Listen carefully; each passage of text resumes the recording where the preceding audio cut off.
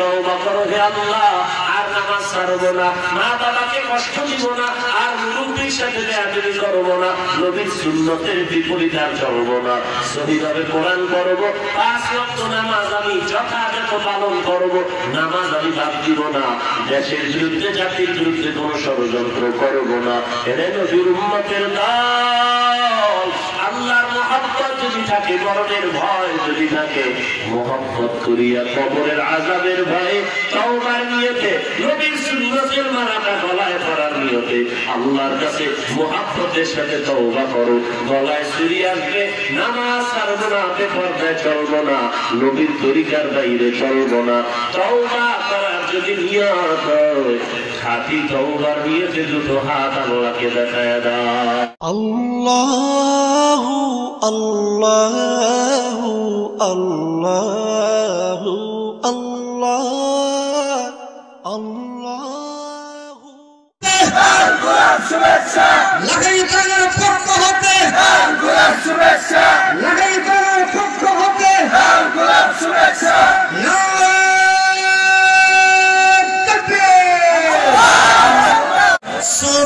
সুবহানাল্লাহ আলহামদুলিল্লাহ লা ইলাহা ইল্লাল্লাহ। আলহামদুলিল্লাহ এই পর্যায়ে আমাদের স্টেজে উপস্থিত হয়েছেন বিশ্ব আনন্দিত মুফাসসির কুরআন হাফিজুল উম্মাহ আল্লামা হাফিজুর রহমান সিদ্দিক দাওয়াত বরকাতুল্লাহ।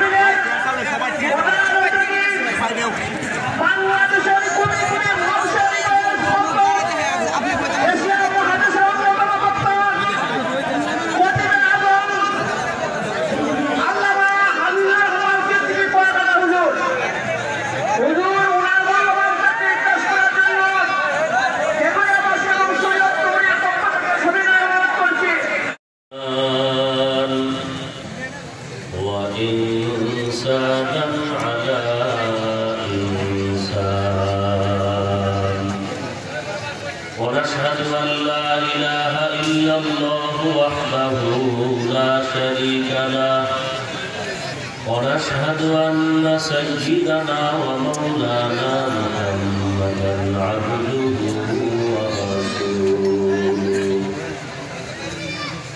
صلى الله تعالى عليه وعلى آله وأصحابه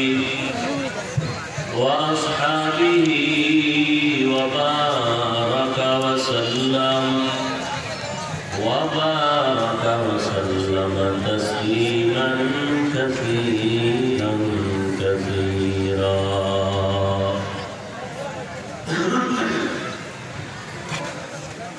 الذي أرسله الله تعالى بالحق بشيرا ونذيرا وداعيا إلى الله بإذنه وسراجا منيرا. أما بعد فأعوذ بالله من الشيطان الرجيم.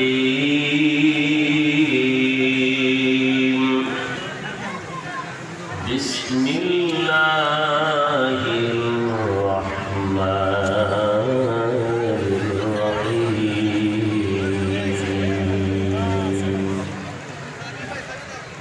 لقد كان لكم في رسول الله أسوة حسنة. وقال النبي صلى الله عليه وآله وسلم: تركت فيكم أمرين لن تضلوا ما تمسكتم بهما كتاب الله وسنة رسوله، أو كما قال النبي عليه الصلاة والسلام. صدق الله مولانا العظيم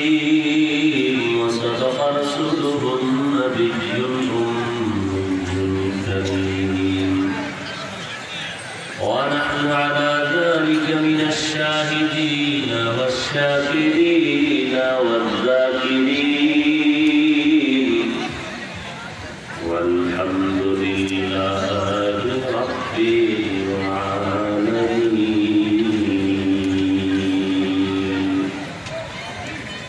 اللهم صل على محمد النبي الأمي وعلى آله وسلم تسليما. سبحانك لا علم لنا إلا ما علمتنا إنك أنت العليم الحكيم. رب اشرح لي صدري ويسر لي أمري واحلل عقدة من لساني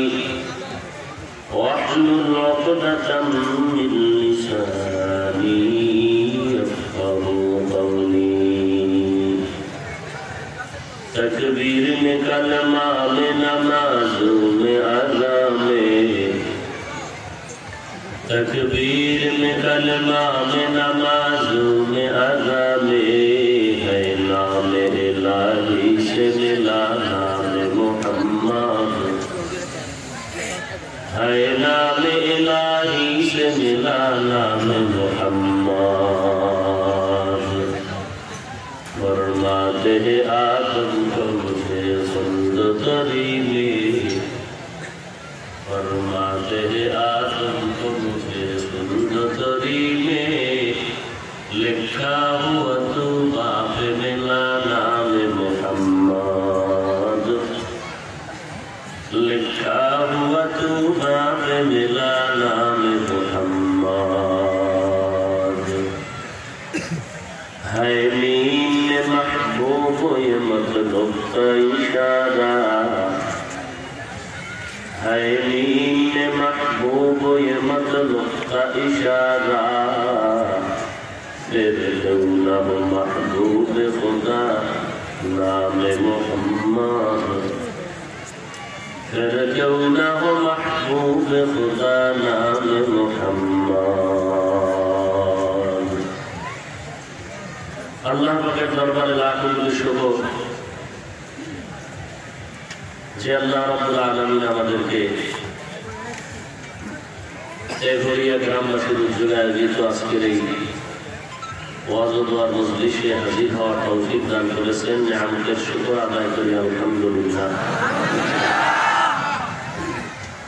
লক্ষ কোটি দরুদ ও সালাম সাইয়্যিদুল মুরসালিন রাহমাতুল লিল আলামিন শফিউল মুযনিবিন খাতামুন নবিয়্যিন সাইয়্যিদুস সাকালাইন ইমামুল মুরসালিন হযরত মুহাম্মদুর রাসূলুল্লাহ সাল্লাল্লাহু আলাইহি ওয়া আলিহি ওয়াসাল্লামের উপর সর্বোপরি শুকর যাদের অক্লান্ত পরিশ্রমের মাধ্যমে আজ এই সুন্দর আয়োজন এলাকার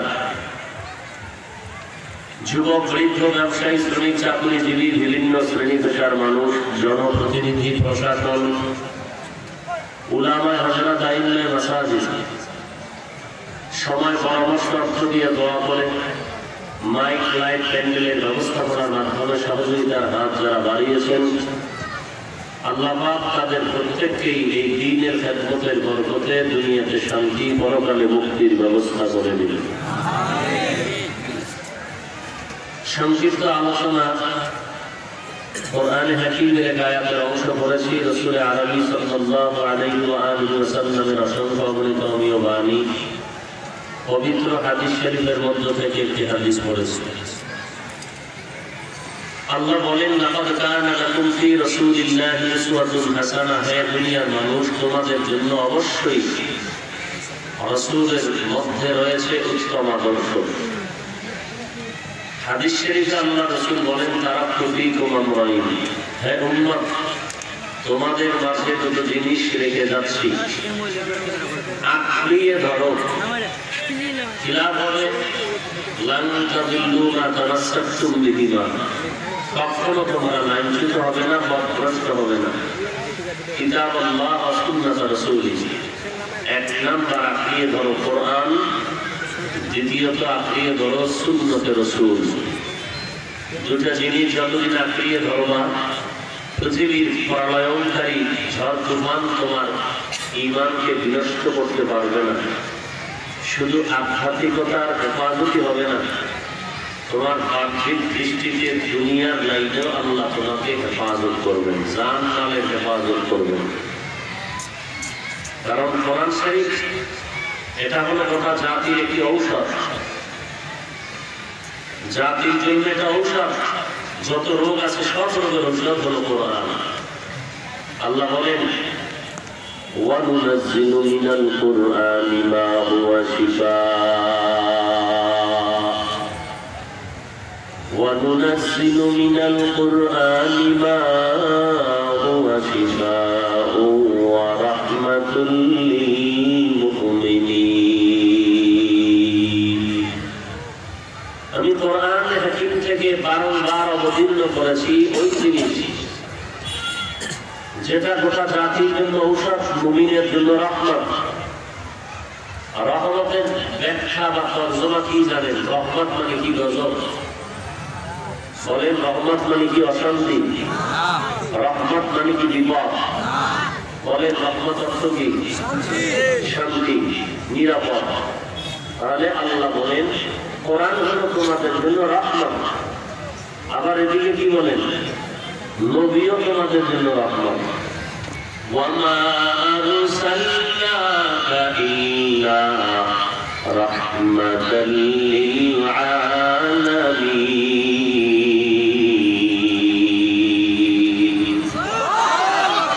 তাহলে কোরআনও উম্মতের জন্য রহমত, রাসূলও কি? বলেন না কেন? রহমত। রহমত যদি থাকে সেখানে গজব আসবে, অশান্তি আসবে, শান্তি আর শান্তি। কিন্তু আপনারা কি শান্তিতে আছেন? জগতের মানুষ শান্তিতে আছে? বেঈমানেরা শান্তিতে আছে? মুসলমানেরা শান্তিতে আছে? কারণ কি? কারণ কি?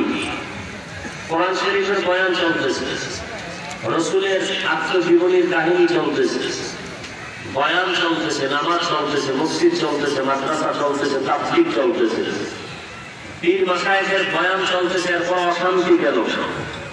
একটা মানুষ দাঁড়ায় বলতে পারবে না আমি পুরা ফ্যামিলির মধ্যে চূড়ান্ত শান্তি পেয়েছে, আমার কোনো পেরেশানি নাই, কোনো অসুস্থতা নাই, কোনো বিপদ নাই। এমন একটা লোক আছে নাকি? তাহলে শান্তি নাই কেন?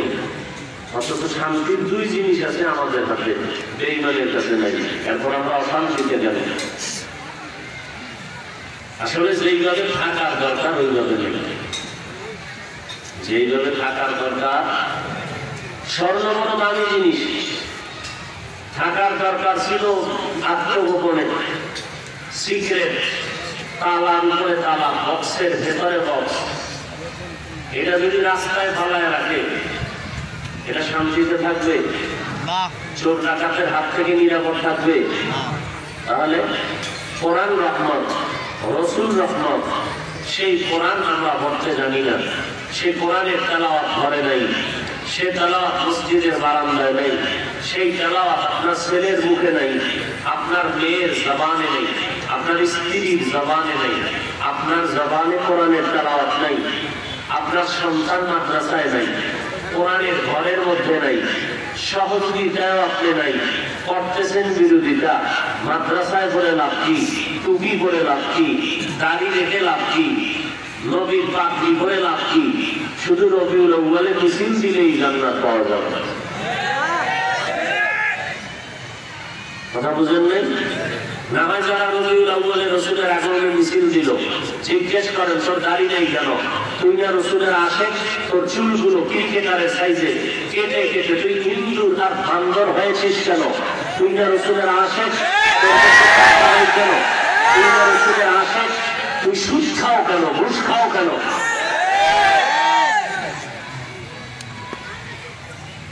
তাহলে কোরআন যেইভাবে থাকার দরকার ওইভাবে নাই, খিলাফে আটকায় রেখেছে। কোরআন পড়ারও চিন্তা নাই। অথচ মানুষের, মুসলমান মুমিনের সবথেকে বড় পরিচয় নামাজ। রাসূল বলেন বেঈমানেরা নামাজ পড়ে না, মুমিনেরা নামাজ ছাড়ে না। আর মুমিনেরা নামাজ পড়বে বছরে কয়বার? 2 বার, ঈদুল ফিতর আর ঈদুল আযহা। মিলাদুন নবীতে তো নামাজ নাই, এটা একটা মন গড়া ঈদ বানায় নিচ্ছে। মন গড়া কি? কোন বাঘের বাচ্চা থাকলে দাঁড়াও, রবিউল আউয়ালে রসুলের জন্মকে কেন্দ্র করে খুশি করতে গিয়ে মিছিল করেছেন আবু বকর। কোন বাঘের বাচ্চা থাকলে দাঁড়া, রবিউল আউয়ালে রসুলের মিলাদকে কেন্দ্র করে আনন্দ মিছিল করেছেন হযরত ওমর, হযরত ওসমান, হযরত আলী, লক্ষ লক্ষ সাহাবীদের মধ্যে কেউ, কথা বলেন না কেন, কেউ করেছেন? ইমামে আযম আবু হানিফা করেছেন, ইমাম মালিক করেছেন, করেছেন? আপনি কেন করেন? যদি করেন কোনো ঝগড়া নাই, বাধা নাই। আমি কেন করি না? কোন সাহাবায়ে কেরাম করেননি, এজন্য করি না। কোন ইমামরা করেননি, আমি করি না। ইমাম বুখারী করেন নাই, ইমাম তিরমিজি করেন নাই, ইমাম মুসলিম শরীফ করেন নাই, ইমাম আবু দাউদ শরীফের লেখক করেন নাই, ইমাম মালিক রসুলের কত বড় আছেন, রসুলের মহব্বতে মদিনা শরীফের মধ্যে 70 বছর জুতা পায়ে দিয়ে চলে না, মদিনার রসুলের কদমের সাথে বেয়াদবি হবে। সেই ইমাম মালিক রবিউল আউয়ালে মিছিল করেন নাই। ইমাম আহমদ বিন হাম্বল রসুলের চূড়ান্ত আশিক, রবিউল আউয়ালে মিছিল করেননি। আমরা করি না, আপনারা করবেন কিনা আপনার ব্যাপার। কিন্তু আমার প্রশ্ন, রসুলের মহব্বতেই যদি মিছিল করেন, রসুলের মহব্বতে দাঁড়িয়ে রাখবেন না কেন? রসুলের মহব্বতেই যদি মিছিল করেন, রসুলের মহব্বতে পর্দা করবেন না কেন? রসুলের মহব্বতেই যদি মিছিল করেন, রসুলের মহব্বতে 5 ওয়াক্ত নামাজ পড়বেন না কেন? রসুলের মহব্বতে রসুলের সুন্নতের পোশাক পাঞ্জাবি পরবেন না কেন? শার্ট প্যান্ট টাই লাগাইয়া চুলগুলো নায়ক নায়িকাদের আর ক্রিকেটারের সাইজে রেখে ভাল্লুক হবেন কেন? রসুলের আদর্শকে বেদজানগুলি প্রদর্শন করবেন কেন? আর বলবেন আপনারা সুন্নি আর আমরা গাড়ি টুপিওয়ালারা ওহাবি। এমন ধোঁকা দিয়ে দুনিয়াতে বাঁচতে পারবেন, কবরে বাঁচার কোনো উপায় নাই। আমরা টুপি পরছি, দাঁড়িয়ে রাখছি, 5 ওয়াক্ত নামাজ পড়ি, মিথ্যা কথা বলি না, হালাল খাই, পর্দাও করি, সুদ খাই না, ঘুষ খাই না। আমরা রসুলের আশিক হতে পারিনি। আর বান্দা দাঁড়িয়ে নেই, টুপি নেই, নামাজ নাই, সুদ খাইয়া শুধু রবিউল আউয়ালে রাস্তায় পার মেরে আশিক হয়ে গেছে। এই জন্য ঘরে শান্তি নাই, সমাজে শান্তি নাই, ব্যক্তির মধ্যে শান্তি নাই, রাতে ট্যাবলেট না খাইলে ঘুম নাই। আছে শান্তি? অথচ শান্তির 2 ঠিকানা হাতের মধ্যে, কোরআন আর রসুল। কোরআন ও রহমত, রসুল কি? গীবত শিকায়াত করলাম, গীবত করলাম, আলেম ওলামারা গীবত কি জিনিস, গীবত কোন জায়গায় করা যায়, যায় না, আলেমরা জানে না। তো কেন আপনি প্রশ্ন করেন আলেম মানুষ গীবত করে কেন? আলেমরা বুঝে না কোন জায়গায় গীবত করা লাগে, কোন জায়গায় গীবত করা যাবে না। এরা বুঝেন না, না বুঝলে আলেম হইলেন কিভাবে? আপনি ভুল ধরেন কেন? আলেমরা কেন গীবত করে? আপনার নিজেকে নিজে প্রশ্ন করেন, আপনার ছেলে কেন নামাজ পড়ে না, আপনার মেয়ে কেন পর্দা করে না, আপনার স্ত্রী কেন পর্দায় থাকে না, 5 ওয়াক্ত নামাজ পড়ে না। 5 ওয়াক্ত নামাজ পড়া প্রতিদিন নাকি সপ্তাহে একদিন? সুন্নাত না ফরজ? 2-1 ওয়াক্ত নামাজ ছেড়ে দিলে কোনো সমস্যা হবে? 2-1 ওয়াক্ত নামাজ না পড়লে কোনো সমস্যা? ফেরেশতারা লিখতেছে, ও আল্লাহ, ফেরেশতারা লিখতেছে, আল্লাহ বলেন ফেরেশতারা লিখেই রাখ, যেহেতু বলছে 2-1 ওয়াক্ত নামাজ পড়লে সমস্যা হবে, কি হবে এটা লেখা রাখ। করার পরে টের হবে সমস্যাটা কি হবে। সমস্যা হওয়াইতেই হবে, কারণ নিজেই স্বীকার করতেছে না পারলে হবে। তো যেহেতু করে না, তার সমস্যা অবশ্যই হবে। और मेयर किडनी नष्ट হবে, और ছেলের কিডনি নষ্ট হবে, और ঘরে আগুন লাগবে, और দোকানে আগুন লাগবে, और অকাল মরণ হবে।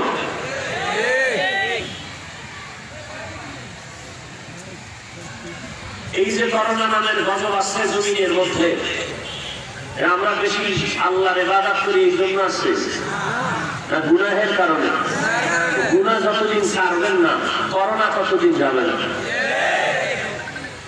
গুনাহ ছাড়বেন, তওবা করবেন, মাস্ক লাগবে না, আল্লাহ ফেরেশতা দিয়ে আপনাকে হেফাজত করবে। আর অপরাধ করবেন, মাস্ক পরিয়া ঘরের দেওয়ালে দরজা জানালা আটকাইয়া যদি তসবিহ টানেন, আজরাইল সেখানে ঢুকিয়া জীবনটা নিয়ে যাবে। নিচে কি নেয় নাই? নেয় নাই? নিয়েছে। আর আল্লাহ যদি কাউকে বাঁচাতে চান, হাটহাজারীর হুজুরের জানাজায় লক্ষ মানুষ হাজির হওয়ার পরেও বাঁচায় রাখেন। জুবায়ের আনসারী সাহেবের জানাজায় লক্ষ মানুষ হাজির হওয়ার পরে কি রাখেন? তো বাঁচানোর মালিক মাস্ক না আল্লাহ?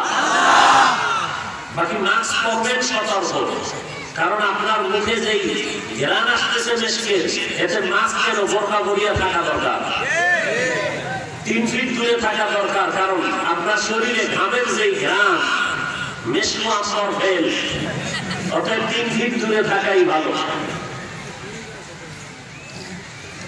আল্লাহ আমাদের বুঝার তৌফিক দান করেন। তাহলে রাসূল কেমন রহমত?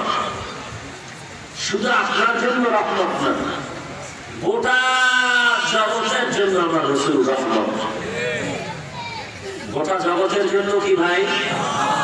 গোটা জগৎ বলতে কি শুধু দুনিয়া, পৃথিবী? আল্লাহ কতজন বলেন? বলেন। এই এক আল্লাহ ব্যতীত যাহা কিছু আছে সব হলো আলামিন বা জগৎ সমূহ।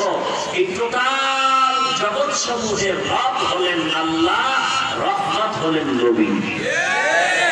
ওয়ামা আরসালনাকা ইল্লা রাহমাতাল লিল আলামিন।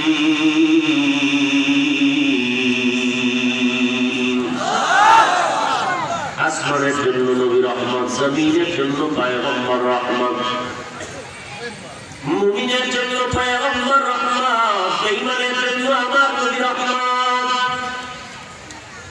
জঙ্গলের প্রাণীদের জন্য আমার নবী রহমত, পানির মধ্যে প্রাণীদের জন্য আমার রাসূল রহমত, গর্তের পিপিলিকার জন্য আমার পয়গম্বর হলেন রহমত। আমার মায়ার নবী রহমাতুল লিল আলামিন। নবী আমার রহমত হওয়ার কারণে আমরা সেই রহমাতুল লিল আলামিনের উম্মত হওয়ার কারণে পাহাড় সম পরিমাণ অপরাধ যদি করে ফেলি, এরপরও আল্লাহ দুনিয়ার মানুষের সামনে লজ্জা দেন না। কেন? আমরা তার আদরের নবীর উম্মত। আল্লাহ পাক বলেন, এর মানুষ, তুমি সৃষ্টির শ্রেষ্ঠ মাখলুকাত, তোমার থেকে দামি এই জমিনের মধ্যে আর কোন প্রাণী নাই। তোমার এই সম্মানটা বজায় রেখে যদি তুমি দুনিয়াতে সম্মানের জায়গায় বসতে চাও, স্থায়ী সম্মান যদি চাও, স্থায়ী ভাবে যদি তোমার জীবনটাকে তুমি সফলতার মানদণ্ডে পৌঁছাতে চাও, তাহলে স্থায়ী একটা আদর্শ তুমি গ্রহণ করো, যে আদর্শের মধ্যে কোনো কালিমা নাই, ঝামেলা নাই, দোষ নাই। বলে সে আদর্শটা কার মধ্যে আছে? দুনিয়াতে তো বহু আদর্শের গান শুনি। আব্রাহাম লিঙ্কনের আদর্শ, লেনিন কার্ল মার্কসের আদর্শ, মাও সেতুংয়ের আদর্শ, এত আদর্শের স্লোগান শুনতেছি, কিন্তু কোনটা আদর্শের মধ্যে পরিপূর্ণতা আসে না। না পাক আর না পাক আর না পাক। প্রত্যেকটা আদর্শের মধ্যেই সাক্ষ্য ঢুকানো। আল্লাহ বলেন, সব আদর্শগুলো বার্তাগুলোর কোন স্থায়িত্ব নাই। আমি এমন এক পয়গম্বর পাঠাইলাম, ওই নবী 23 বছর দ্বীনের দাওয়াতের কাজ করিয়া এমন একটা আদর্শের প্রেসক্রিপশন উম্মতের সামনে ব্যক্ত করেছেন, কিয়ামত পর্যন্ত ওই আদর্শ যদি ফলো করে চলতে পারো, দুনিয়াতেই মরার আগে বেহেশতের ঘেরান নিয়ে কবরে যেতে পারবা। ওই আদর্শ হলো মদিনার নবীর পবিত্র আদর্শ। দুনিয়ার সমস্ত আদর্শগুলো না পাক, একমাত্র মদিনার নবীর আদর্শই হলো পাক। কেন জানো বাবা? দুনিয়ার মানুষের আদর্শ কেন না পাক? মানুষগুলো না পাক, আদর্শ না পাক। আর মুহাম্মদ কেমন নবী আমার, তিনি এমন পাক, এমন পবিত্র, যার জবানে জীবনে কোনো মিথ্যা নাই। কেমন নবী আমার পবিত্র, যার ঘাম থেকে মেশকের ঘেরান পাওয়া যায়। কেমন নবী পাইনি রে বাঙালি চিনি না, যেই নবী রাস্তা দিয়ে হেঁটে যাওয়ার পরে দীর্ঘদিন পর্যন্ত ওই রাস্তা থেকে মেশকের ঘেরান পাওয়া যাইত।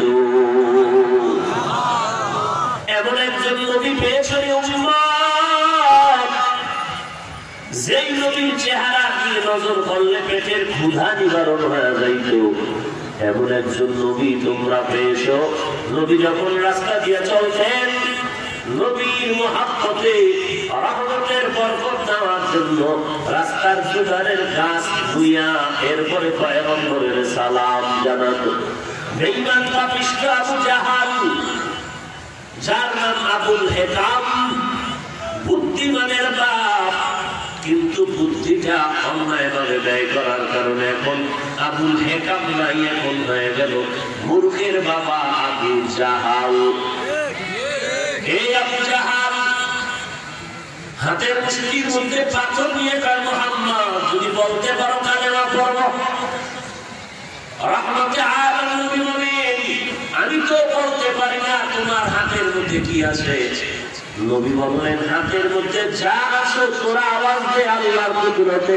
হাতের পাথরগুলো আওয়াজ দিয়ে কালেমায়ে শাহাদাত করা শুরু করলো। রাসূলের মুজিজা। আবু জাহালের হাতের মুষ্টির মধ্যে কি আছে? নবী বলেন, আমি জানি না। কারণ কি? আমি আলিমুল গায়বের মালিক না। গায়বের মালিক কে? আলিমুল গায়বি ওয়াশ শাহাদাতি হুয়ার রাহমানুর রাহিম।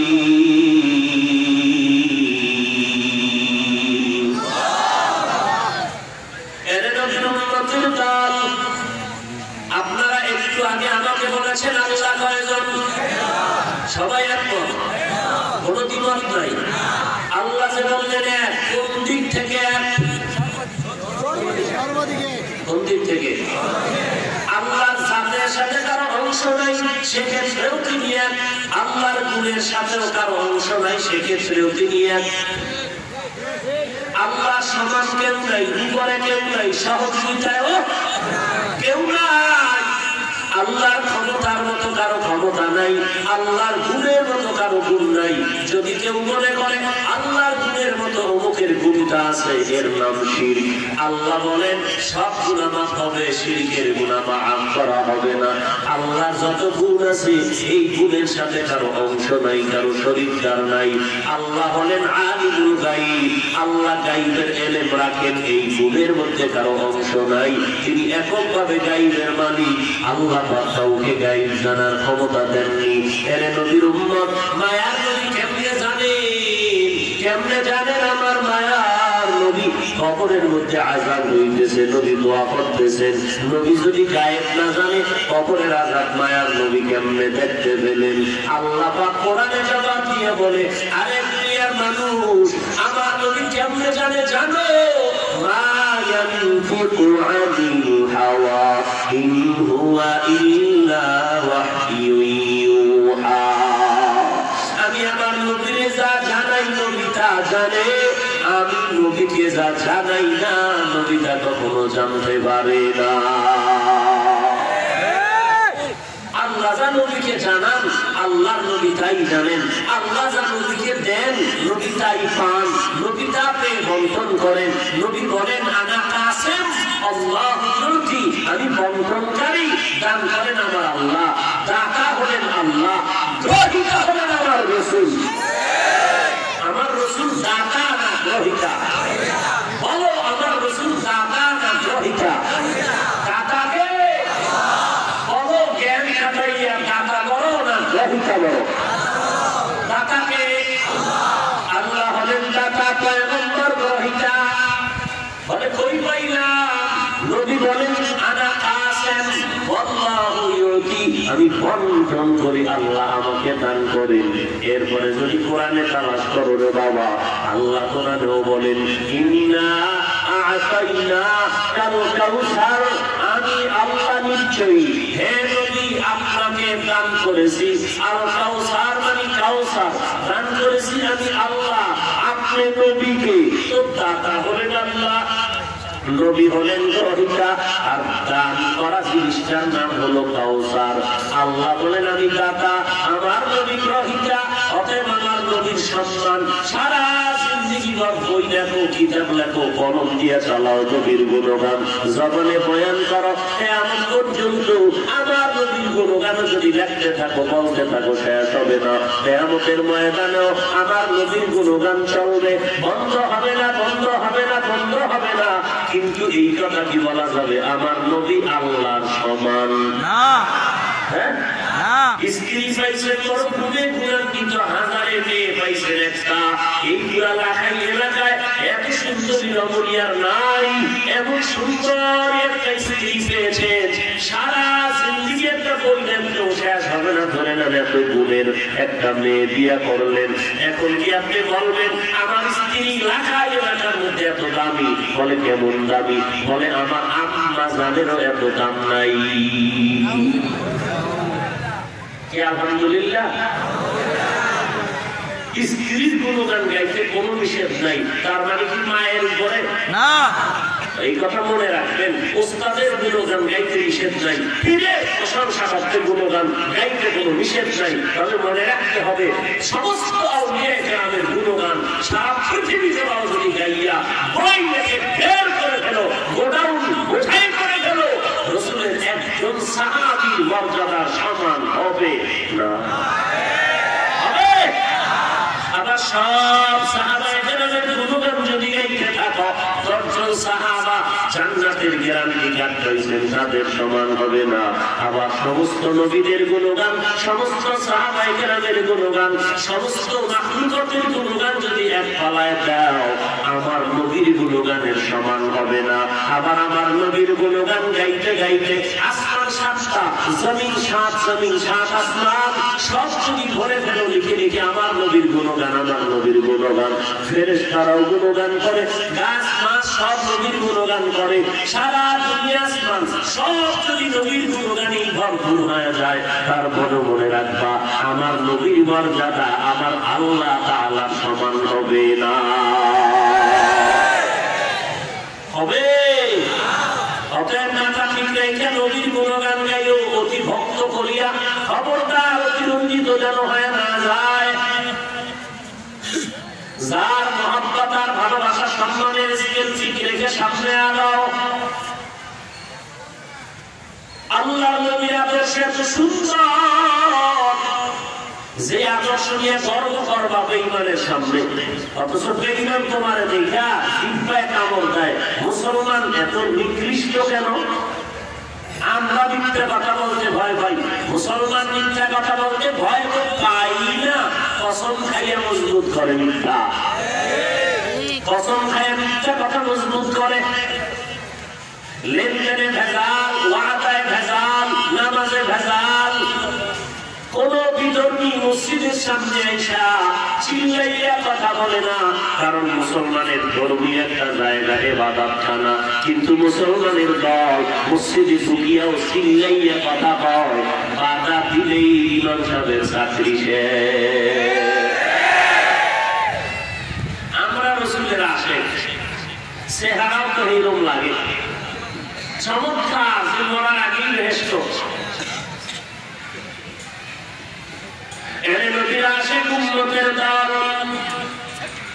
আমি রাসূলের মুহাব্বত নিয়ে কথা বলি, কেউ আমার দুশমন না।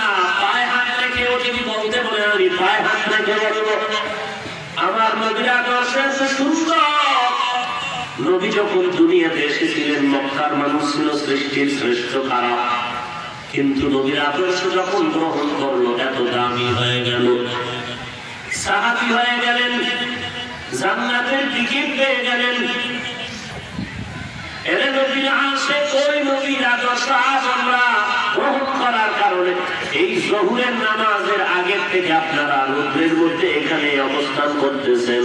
মনে হয় যেন অনেকে দুপুর বেলা খানাও খেতে পারেননি। ভাই, ধ্বংস মাত্র শুরু।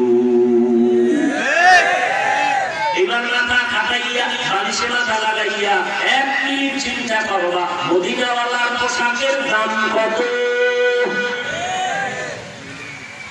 মদিনাওয়ালা পোশাকের দাম কত? সারা জগতের ভেতরে সৃষ্টির শ্রেষ্ঠ জায়গার নাম কি? কি কি? হাজার হাজার কি? আহাব্বুল বিলাদি ইলাল্লাহি মাসাজিদুহা। আল্লাহ পাক রব্বুল আলামিনের পয়গম্বর বলেন সৃষ্টির শ্রেষ্ঠ জায়গার নাম হলো মসজিদ, আর সবথেকে খারাপ জায়গা হলো বাথরুম। কি? বাজার। ওয়াবুল বিলাদি ইলাল্লাহি আসওয়াকুহা। নবী বাথরুমকে খারাপ বলেন নাই, বলেছেন বাজার। অথচ মানুষ খারাপ জায়গায় বেশি যায়, ভালো জায়গায় কম যায়।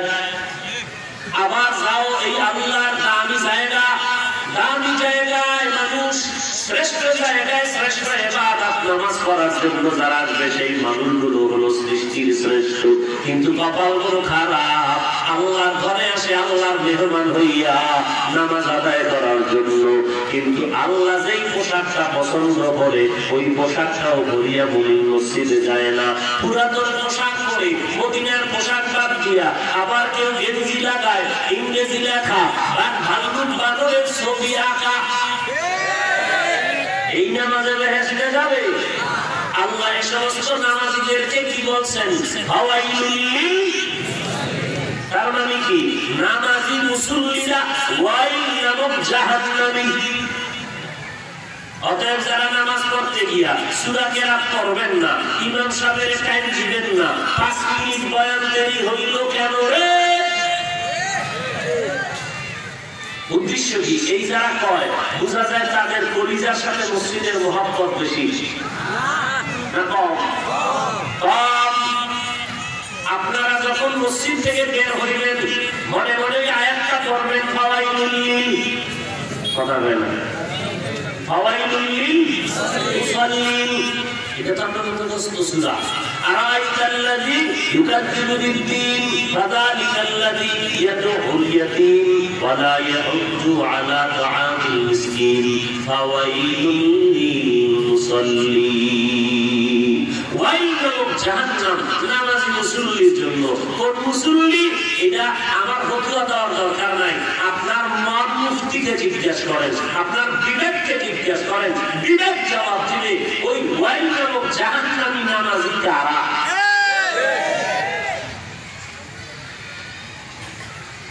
আল্লাহ হেদায়েত দান করেন। আপনারাই বলছেন 5 ওয়াক্ত নামাজ না পড়লে সমস্যা হবে। হবে কইয়া যদি না পড়েন কি ভিডিওটা কপালে আছে এটার বয়ান করা লাগবে? আল্লাহ সবাইকে 5 ওয়াক্ত নামাজি বানায় দেন। অযুব কিসের ঠান্ডায় পড়েছ ভাই? কেন তুমি নামাজ পড়তে পারো না? কেন তুমি নবীর আদর্শের মালাটা গলায় লাগাতে পারো না? তোমার মতো যুবক 5 ওয়াক্ত নামাজি নামাজ পড়ে স্কুল কলেজে লেখাপড়া করে নামাজ বাদ দেয় না, মিথ্যা বলিও না, আছে না নাই? বালিশে মাথা লাগায় একটু চিন্তা করো, তুমি কেন পারবা না রে বাবা? তোমার আমার মতো যুবক রেল আর্মি পুলিশ বিডিআরে চাকরি করে নামাজ ছাড়ে না, ডাক্তার ডক্টর প্রফেসর ইঞ্জিনিয়ার উকিল ব্যারিস্টার কৃষি কাজ করে নামাজ বাদ দেয় না, ড্রাইভারি করে নামাজ বাদ দেয় না, চাকরি করে ব্যবসা করে নামাজ বাদ দেয় না। তুমি আমি কেন পারবো না রে বাবা? একটু চিন্তা করিয়া ঘুমাইও, কারণ ঘুমের মধ্যেও তো আজরাইল এসে জানটা নিয়ে যেতে পারে, পারে না? তো ঘুমের মধ্যে যদি আপনার জীবন চলে যায়, শেষ ঘুম হয়ে যায়, কবরে গিয়ে কি জবাব দিবেন চিন্তা করিয়ে। লাকাদ কানা লাকুম ফি রাসূলিল্লাহি উসওয়াতুন হাসানাহ। আল্লাহ বলেন অবশ্যই তোমাদের জন্য উত্তম আদর্শ রয়েছে রাসূলের মধ্যে। নবী বলেন উম্মতের দল 2টা জিনিস ভালো করিয়া আঁকড়ায়া ধর। 1 নম্বরে কোরআন, 2 নম্বরে নবীর সুন্নাত আঁকড়ায়া ধরো। এর নবীর উম্মতের দল, আমার নবীরা তো কষ্টের দাওয়াতের সুন্নাত আর আদর্শ যেটা আমাদের কাছে রেখে গেলেন, বড় লাখাইয়ের মুসলমান নবীর এই সুন্নাত পালন করবে। হিন্দু ভাইয়েরা, খ্রিস্টানেরা, ইহুদিরা, তারা কোন দেশের মুসলমান? আমেরিকান, লেবানন, লন্ডন, কোথায় সারা বিশ্বের মুসলমান তবে বাংলাদেশিদের দিত, বাংলাদেশের দিও বলে বাংলাদেশের মুসলমান নবীর সুন্নাত মানলে তবে লাখাই এলাকার জন্য সুন্নাত মানা লাগবে না, লাগবে। ও নবীর আশিকের দল, মায়ার নবীর আদর্শ তুমি আমি যদি পালন না করি দুনিয়াতে আর কারা পালন করবে? নবীর তরিকায় চুলটা রাখো, চুল কাটার মধ্যে নবীর সুন্নাত আছে না নাই? যদি রেখে আসবে তিনটা প্রশ্ন আপনাদেরও করা হবে, আমাদেরকেও তিনটা প্রশ্ন করা হবে। একই প্রশ্ন, এক নম্বরে রবের পরিচয় দাও, দুই নম্বরে ধর্মের পরিচয় দাও, তৃতীয় সিরিয়ালে রহমাতুল লিল আলামিনের পরিচয় দাও। আমি যদি নবীর আদর্শ মানতে না পারি কবরে গিয়ে আমি পয়গম্বরের চিনতে পারবো না। এই কবরের আযাবের ভয়ে খুশি ফালাই না, নামাজ বাদ দেই না। ওরে আল্লাহ ওয়ালারা, এত আমল করার পরেও কান্না করেছেন, কবরের কি হালাত হবে?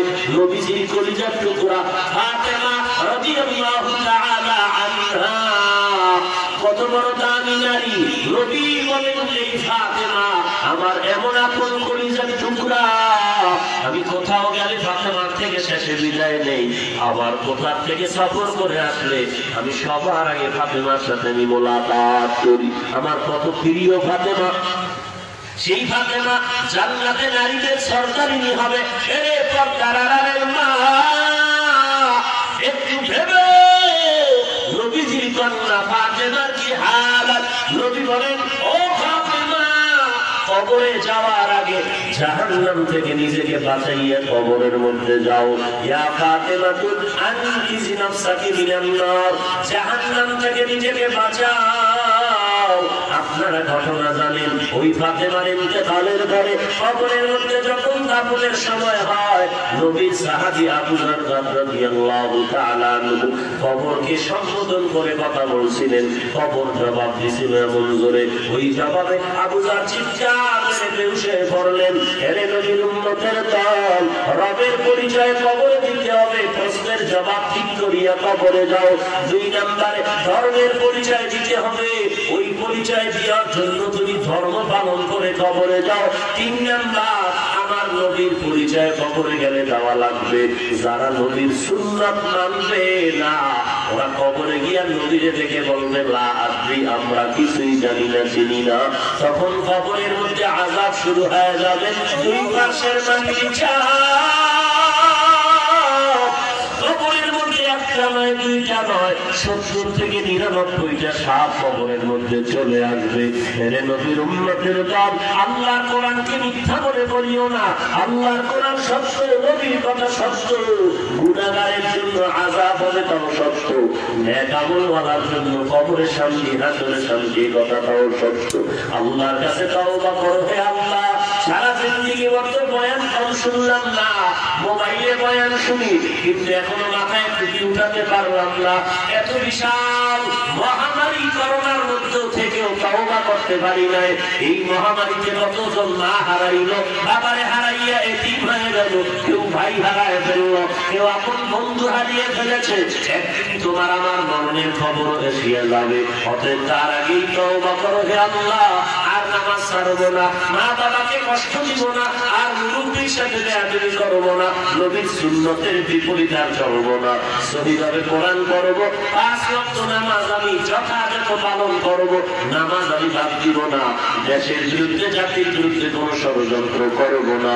এরে নবীর উম্মতের দল, আল্লাহর মহব্বত যদি থাকে, মরণের ভয় যদি থাকে, মহব্বত করিয়া কবরের আযাবের ভয়ে তওবার নিয়তে, নবীর সুন্নতের মালাটা গলায় পরার নিয়তে আল্লাহর কাছে মহব্বতের সাথে তওবা করো। গলায় চুরি আসবে, নামাজ ছাড়বো না, বেপরদায় চলবো না, নবীর তরিকার বাইরে চলবো না। তওবা করার যদি নিয়ত হয়, খাঁটি তওবার নিয়তে দুটো হাত আল্লাহকে দেখায় দাও। আল্লাহ সবার হাত আপনি কবুল করে নেন, আমাদের তওবা কবুল করে নেন, তওবার উপরে মজবুত হয়ে চলার তৌফিক দান করেন। আয় আল্লাহ আমাদের সবাইকে সুন্নাত ওয়ালা জিন্দেগি দান করেন আমিন। আলহামদুলিল্লাহি রাব্বিল আলামিন ওয়াসসালাতু ওয়াসসালামু আলা সাইয়্যিদিল আমবিয়া ওয়াল মুরসালিন ওয়া আলা আলিহি ওয়া আসহাবিহি আজমাইন ইয়া আরহামার রাহিমিন ইয়া আরহামার রাহিমিন ইয়া আরহামার রাহিমিন রব্বিরহামহুমা কামা রাব্বায়ানি সগীরা আল্লাহুম্মা ইন্না নাউযু বিকা মিনাল বারাসি ওয়াল জুনুনি ওয়াল জুযামি ওয়া মিন সাইয়্যিল আসকাম। ও আল্লাহ, কুদরতের নজর দিয়ে দেখেন এত রৌদ্র গরমের ভেতরে আপনার বান্দারা না খেয়ে ময়দানে হাজির, টাকা চায় না, বাড়ি চায় না, জাহান্নাম থেকে মুক্তি চাই। আয় আল্লাহ, নফসের ধোঁকায় পড়ে গুনাহ করে জীবনটারে নষ্ট করে ফেলেছে। গুনাহের কারণে আমার হাত না পাক, আমার চোখ না পাক, আমার জিহ্বা না পাক। তওবার দরজায় ফিরে আসছি, আর গুনাহ করব না। আয় আল্লাহ, আমরা আপনার আদরের নবীর উম্মত, নবীজির বরকতে আমাদের সকলকে মেহেরবানি করে আপনি মাফ করে দেন আল্লাহ। নবীজির সুন্নাত ওয়ালা জিন্দেগি দান করেন আল্লাহ। আয় আল্লাহ, যারা আয়োজন করেছেন কবুল করে নেন, সহযোগিতা যারা করেছেন কবুল করে নেন, সকলের দান সদকাগুলো কবুল করে নেন। এলাকায় শান্তি দান করেন, মা বোনদের পর্দানিশী বানায় দেন, ছেলে সন্তান নেককার বানায় দেন। আয় আল্লাহ, সবাইকে কোরআন পড়ার তৌফিক দান করেন, 5 ওয়াক্ত নামাজি বানায় দেন, ছেলে সন্তান নেককার বানায় দেন। আয় আল্লাহ, মেহেরবানি করে মহামারীর থেকে গোটা জাতিকে মুক্তির ব্যবস্থা করে দেন। বাংলাদেশ শান্তির দেশ বানায় দেন। প্রশাসনিকভাবে যারা কাজ করে সবাইকে দিনদার বানায় দেন। সরকার বাহাদুর থেকে যত জনপ্রতিনিধির কাজ করে সবাইকে দিনের খাদেম বানায় দেন। আয় আল্লাহ, আজকে যাদের মহব্বত আর পরিশ্রমের মাধ্যমে আয়োজন হয়েছে সবাইকে কবুল করে নেন। আয় আল্লাহ, নাজাতের জরিয়া বানায় দেন। কামাই রুজি ব্যবসায় হালাল বরকত বাড়ায় দেন, হারাম থেকে হেফাজত করেন। আয় আল্লাহ, মাদ্রাসা মসজিদগুলো কবুল করে নেন, অন্যান্য শিক্ষা প্রতিষ্ঠান নবীর আদর্শওয়ালা বানায় দেন। আয় আল্লাহ, আমরা যারা হাত তুলেছি আমাদের মা বাবা যার নাই, অন্ধকার কবর থেকে দোয়া চায়, কে যেন মা হারাইয়াতি, কে যেন বাবা হারাইয়াতি, কে যেন ভাই হারা অসহায়, আত্মীয় স্বজন হারায় হাত তুলেছে। আয় আল্লাহ, মেহেরবানি করে সবার কবর জান্নাতের বাগান বানায় দেন। যারা বেঁচে আছেন হায়াত বাড়ায় দেন, অসুস্থ যারা সুস্থ বানায় দেন। বেশি বেশি নেক আমলের তৌফিক দান করেন, চলার পথে ইজ্জতের সাথে হেফাজত করেন। সমস্ত প্রোগ্রাম কামিয়াবির সাথে আপনি মেহেরবানি করে কবুল করে নেন। আয় আল্লাহ, স্বাস্থ্য ভালো করে দেন, আওয়াজের ভিতরে কথার ভিতরে স্পষ্টতা রুহানিয়াত বাড়ায় দেন, ঈমান আমলের শক্তি বাড়ায় দেন, বাতিলের মোকাবেলায় মুমিনের ঈমানকে মজবুত করে দেন। আয় আল্লাহ, রাসূলের দুশমন ইসলামের দুশমনদের হেদায়েত দান করেন, না হয় নমরুদের মতো দমন করে দেন আল্লাহ। আয় আল্লাহ, মেহেরবানি করে সুন্নাত ওয়ালা জিন্দেগি দান করেন, রিয়া হাসাদ জিনিস দূর করে ইখলাস দান করেন। আমাদের মুরব্বীরা যারা দুনিয়াতে নাই তাদেরকে মাফ করে দেন। হাটাজারির হযরত নাই, আমাদের হবিগঞ্জের হযরত নাই, জুবায়ের আনসারী রাহমাতুল্লাহ আলাইহি নাই, কিশোরগঞ্জের হযরত নাই, চট্টগ্রামের জিরি মাদ্রাসার হযরত নাই। এক এক করে সবাই বিদায় হয়ে গেলেন, তাদের মাফ করে দেন।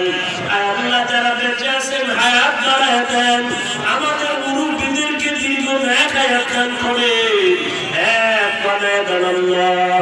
আল্লাহ, দেখে দোয়া চেয়েছেন অসুস্থ, মেহেরবানি করে আপনি সুস্থতার নিয়ামত দান করেন।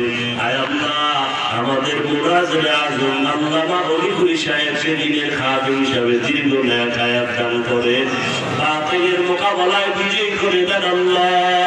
আমাদের সকল মুরব্বীদেরকে দিনের দায়ী হিসেবে হায়াত দাঁড়ায় দেন, উম্মতের মাঝে ঐক্য পয়দা করে দেন আল্লাহ। আয় আল্লাহ বেশি বেশি নেক আমল করার তৌফিক দান করেন। আয় আল্লাহ সকলের দিনের নেক আশা পূরণ করে দেন। যুবক ভাইদেরকে আপনি কবুল করে দিনদার বানায়া দেন। মোবাইলের গুনাহের থেকে হেফাজত করেন, মোবাইলের গুনাহের থেকে বেঁচে থাকার তৌফিক দান করেন। আয় আল্লাহ সমস্ত ফিতনা থেকে আমাদেরকে হেফাজত করেন। সুবহানাল্লাহি ওয়া বিহামদিহি সুবহানাল্লাহিল আযীম। ওয়া সাল্লাল্লাহু তাআলা আলা খায়রি খালকিহি মুহাম্মাদ ওয়া আলিহি ওয়া আসহাবিহি আজমাইন। আমিন আমিন আমিন বিরহমাতিকা ইয়া আরহামার রাহিমিন। আসরের নামাজ পড়ে যাবেন, কেউ নামাজ ছাড়া যাবেন না। আর আমার সাথে মুসাফা করার জন্য কেউ সামনে আসবেন না।